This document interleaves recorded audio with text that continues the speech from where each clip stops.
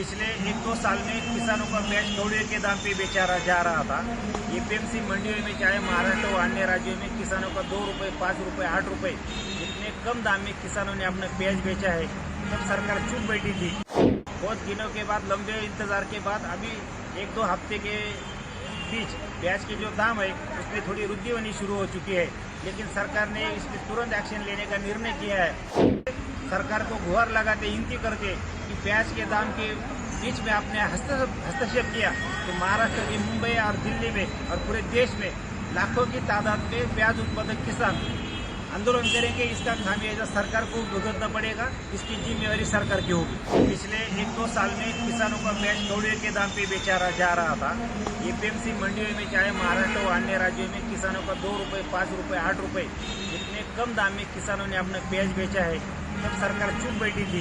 संगठन के माध्यम से किसानों ने लगातार मांग की थी, चाहे राज्य की सरकार हो, केंद्र की सरकार हो। हमने आंदोलन किए, बड़े उनको ज्ञापन दिए, लेकिन सरकार ने कुछ भी उसके ऊपर कदम नहीं उठाए और हम पूरे घाटे में प्याज की खेती करते रहे। बहुत दिनों के बाद, लंबे इंतजार के बाद अभी 1-2 हफ्ते के बीच प्याज के जो दाम है उसमें थोड़ी वृद्धि होनी शुरू हो चुकी है। लेकिन सरकार ने इस पर तुरंत एक्शन लेने का निर्णय किया है और नफेड और एनसीसी का जो बफर स्टॉक वाला प्याज है वो मार्केट में, अन्य बड़े बड़े शहरों में, अपने देश में वो बेचने का उन्होंने निर्णय किया है। हम महाराष्ट्र प्याज उत्पादक संगठन के माध्यम से सरकार का इस निर्णय का कड़ी निंदा करते हैं और हम चाहते हैं कि अगर किसानों को प्याज को दाम नहीं मिल रहे थे तब अपने चुप बैठे थे। कुछ ट्रेन नहीं चलाई, कांदा एक्सप्रेस नहीं चलाई, प्याज एक्सप्रेस नहीं चलाई, लेकिन आज जाके अगर किसानों को दाम मिल रहे हैं तो आपने खुद तो कुछ किया नहीं। सरकार के कारण ये प्याज के दाम नहीं बढ़ रहे। जो किसान के प्याज को दाम मिलने के लिए उनका जो लागत मूल्य है अभी 3,000, 3,500 उनका लागत मूल्य हो चुका है, क्योंकि ये मार्च, अप्रैल, मई में हमने प्याज स्टोरेज किया है। उसका सड़ होता है, उसका वेट लॉस होता है। अगर ऐसे होने के बाद भी अगर किसान को हर साल मुनाफा नहीं होगा तो देश में प्याज की आपूर्ति कैसी हो पाएगी। अपने से गरीब जो देश है, वहाँ बांग्लादेश हो, चाहे पाकिस्तान हो, अन्य देश, वहाँ हमसे ज़्यादा महंगे प्याज खरीदने वाले ग्राहक हैं।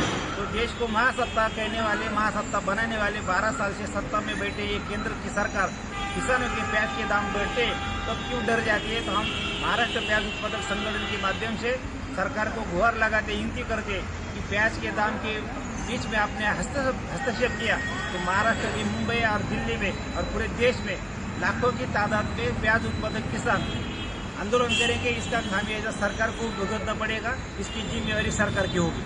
ऊपर से गोवा की जाने वाली प्याज नहीं, देखिए, उनका जो इंतजार उन्होंने किया है कि उनको प्याज ट्रेन से और अन्य बड़े बड़े शहरों में भेजना है, तो उनका हर साल का काम है।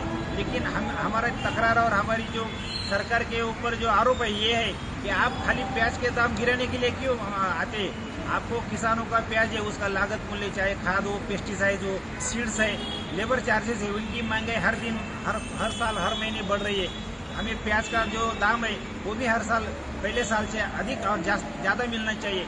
और ये जो ट्रेन है अगर वो पूरी रोक दी जाएगी तो हमें खुशी होगी। अगर ये ट्रेन प्याज की जो कांदा एक्सप्रेस अगर सरकार चलाएगी तो इसके कड़ी निंदा करेंगे और कड़ा विरोध करेंगे और संगठन के माध्यम से बड़े आंदोलन देश में और राज्य में होंगे।